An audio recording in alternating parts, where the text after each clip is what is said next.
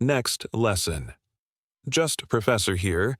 Your current mood is deciding what you buy, what you remember, and what choices you make. When you're happy, you make completely different decisions than when you're sad, and you have no idea it's happening. Your emotions are hijacking your judgment without you noticing. Imagine you're shopping online. If you're in a good mood, you'll probably see products as more appealing and worth the money. If you're in a bad mood, those same products will seem overpriced and not worth it.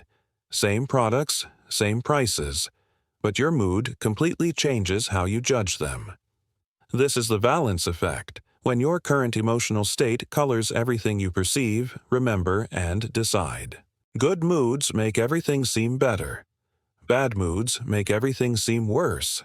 And this emotional filter is controlling way more of your life than you realize. The valence effect is when your emotional state at any given moment influences your judgments, decisions, and memories in that direction. If you're feeling positive, you'll evaluate things more positively. If you're feeling negative, you'll evaluate things more negatively. Your mood becomes a lens through which you see everything, and you don't realize the lens is there. You think you're making objective judgments when actually your current emotions are pushing everything in their direction. This happens because emotions and cognition are deeply connected in your brain. Your emotional state doesn't just affect how you feel. It affects how you think, what you notice, what you remember, and what conclusions you draw. A good mood primes positive associations and optimistic thinking. A bad mood primes negative associations and pessimistic thinking. Your brain processes the same information differently depending on your emotional valence. The problem is, this makes your decisions inconsistent and unreliable. You might reject something when you're in a bad mood that you'd accept in a good mood. You might remember events as better or worse than they were based on your mood when remembering them. You might make risky choices when happy and overly cautious choices when sad. The valence effect is creating mood-driven variability in your judgment that has nothing to do with the actual quality of what you're judging. Let me show you where this affects real life. Shopping decisions get massively influenced by mood. Stores know this. They play upbeat music and create pleasant environments to put you in a good mood, which makes you more likely to buy and to spend more. When you're happy, products seem more valuable and appealing. When you're sad or stressed, you're either more cautious with money or you spend to make yourself feel better, but either way, your mood is driving the decision more than the actual value of what you're buying. Job interviews demonstrate valence effect clearly. If an interviewer is in a good mood, they'll view candidates more favorably. Answers that seem impressive when the interviewer is happy might seem mediocre when they're in a bad mood. The candidate's actual qualifications stay the same, but the interviewer's mood changes how those qualifications are perceived. This is incredibly unfair but happens constantly. Relationship conflicts are made worse by valence effect. When you're already upset about something, every other issue in the relationship suddenly seems worse too. Your partner does something minor that normally wouldn't bother you, but because you're in a negative emotional state, it feels like a major problem. Your bad mood is amplifying negativity and making you judge your relationship more harshly than you would in a neutral state.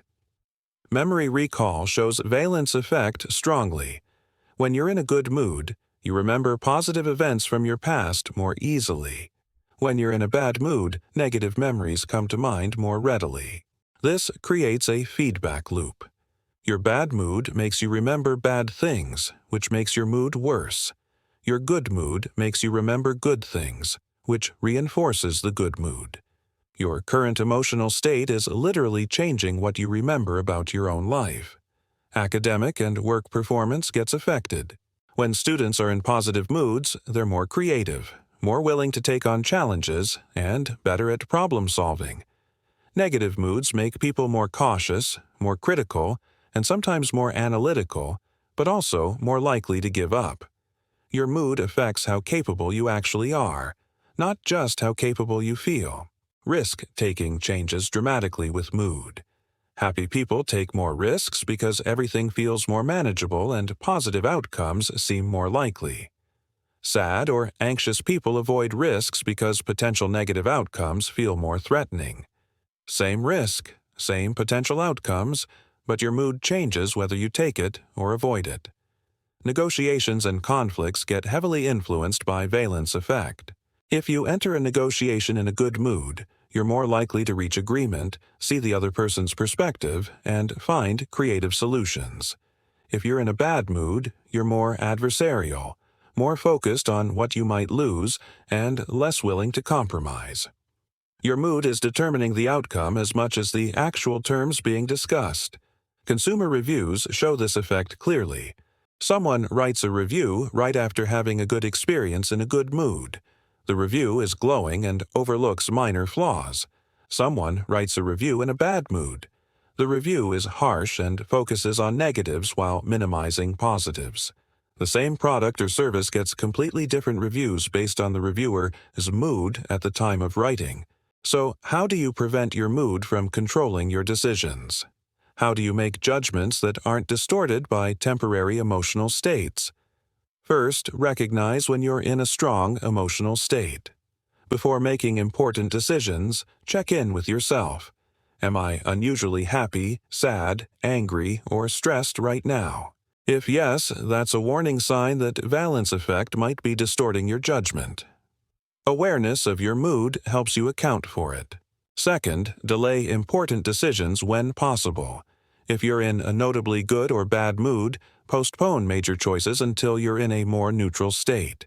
Your judgment will be more reliable when you're not emotionally charged. Waiting a day can completely change how you evaluate the same option. Third, get second opinions when your mood is extreme. If you're making a decision while very happy or very sad, ask someone in a neutral state what they think. They won't have the same emotional filter distorting their judgment. Their perspective can help balance your mood-influenced view. Fourth, actively consider the opposite. If you're in a good mood and everything seems great, deliberately think about potential negatives.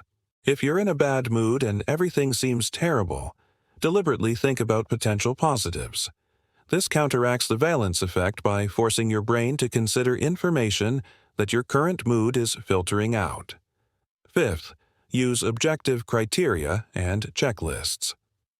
When making important decisions, write down what factors actually matter independent of your mood. Then evaluate based on those criteria rather than based on how things feel in the moment. External structure helps reduce mood-driven distortion. Sixth, notice patterns in your mood-driven decisions. Track times when you made choices in different moods and see how they turned out. You might notice that purchases made when happy often get returned, or that decisions made when stressed tend to be too cautious. Learning your patterns helps you compensate for them. The valence effect is making your emotions control your decisions without you realizing it. Your current mood acts as a filter that colors everything you perceive, remember, and judge. Good moods make things seem better than they are.